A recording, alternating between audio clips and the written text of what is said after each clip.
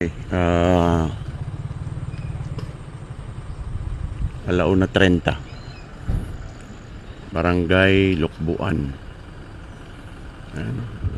Halos bubong na yung abutin na yung bubong ng bahay na yun. May creek dito, ang tagos na doon sa kabila. So standby pa rin dito, hindi pa rin pinapadaan ng tropa ng Philippine Marines at ng mga otoridad yung mga tao. Wala pang clearance kaya itong mga sakyan ay nakabalandra pa rin dito.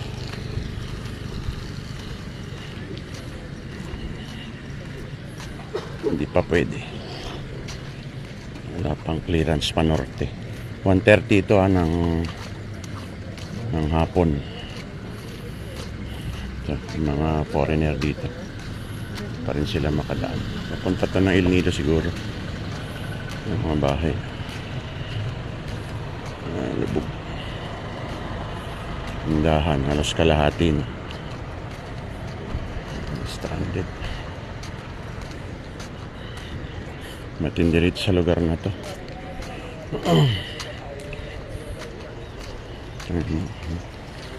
PWH. Oh, sir. Wala pang clearance? Wala pa po eh. Ayaw pa? Malalim pa doon, no? Malalim pa eh. Oh. Hintay lang talaga.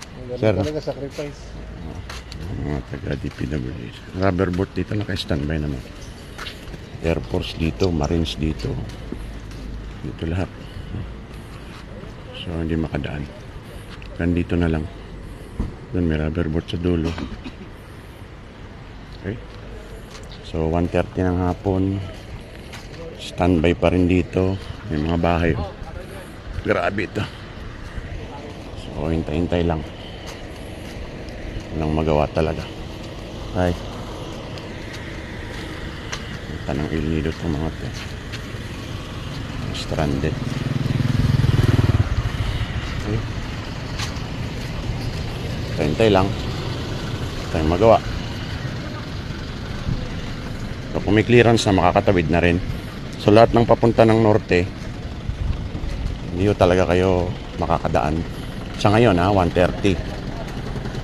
Kaya nang ipilit. Pero pwede naman may standby na rito.